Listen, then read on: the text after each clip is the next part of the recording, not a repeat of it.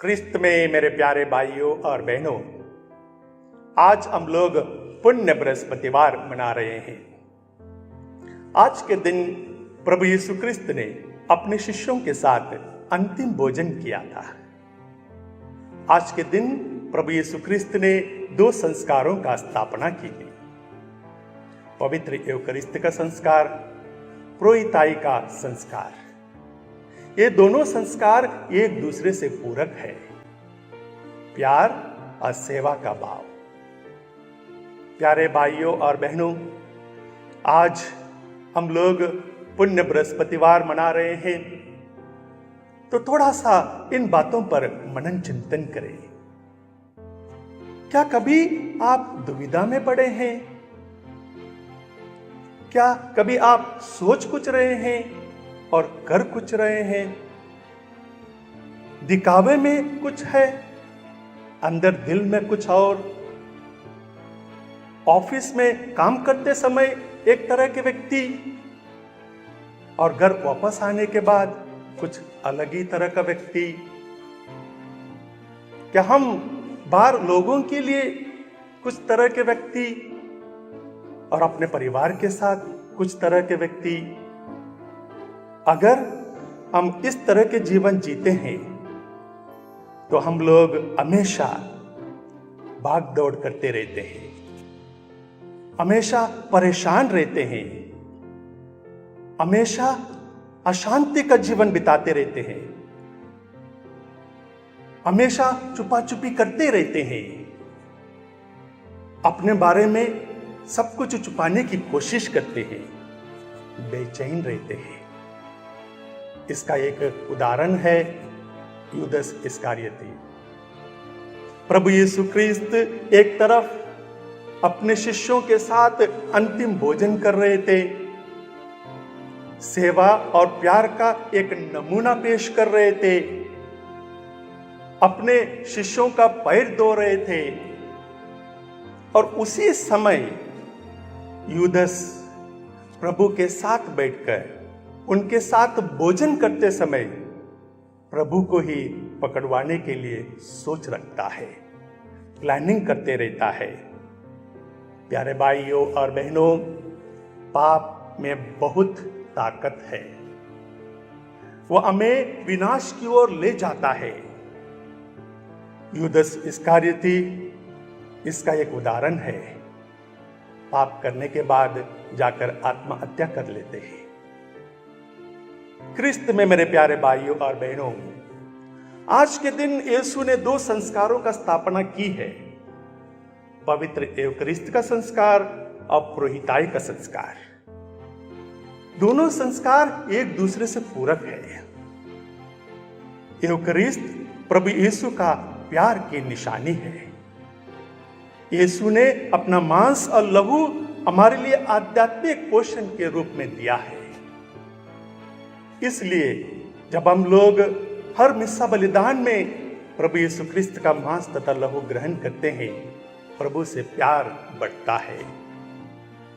पुरोहिताई संस्कार सेवा का प्रतीक है, सेवा का एक चिन्ह है। एक पुरोहित का जीवन सेवा से भरा हुआ है। अगर पुरोहित अपने जीवन में दूसरों की सेवा नहीं करता है तो उसका पुरोहिताई का जीवन का जो कॉन्सेप्ट है धीरे धीरे घटता जाता है, और एक दिन वो न केवल पुरोहित बनकर रहता है परंतु एक प्रोफेशनल जीवन जीने लगता है। इसलिए प्यारे भाइयों और बहनों, आज के दिन हम सबको अपने पुरोहितों के लिए प्रार्थना करना है। क्रिस्त में मेरे प्यारे भाइयों और बहनों, प्रभु यीशु क्रिस्त अंतिम भोजन के समय अपने शिष्यों के पैर धोते हैं।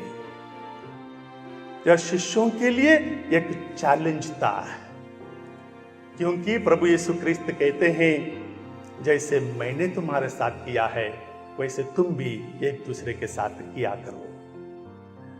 पैर धोना कोई साधारण बात नहीं है। साधारण तौर पर हम किसी को पैर धोने नहीं देते हैं। अगर हम लोग स्वास्थ्य हैं, अपना पर्सनल काम अपने से कर सकते हैं, तो हम किसी से क्यों पैर धोने दें? किसी को अपने पैर धोने देना शायद एक पर्सनल मैटर है। मतलब हम जिनको चाहते हैं, हम जिनको पहचानते हैं, जिनके साथ प्यार करते हैं, जिनके साथ रहते हैं, शायद उन्हीं को अपना शरीर छूने देते हैं, अपना पैर धोने देते हैं, ताकि वे हमें समझे, वे हमें जाने। शायद पैर धोने का मतलब है कि हम अपने आप को उनके सामने खोल देते हैं, कि हमारे दुख तकलीफ उनको बताते हैं, हमारे कमजोरियों को उनके साथ शेयर करते हैं, हमारी खुशी को उनके साथ शेयर करते हैं। जो भी हमारे जीवन में घटता है उसे हम उनके सामने पेश करते हैं।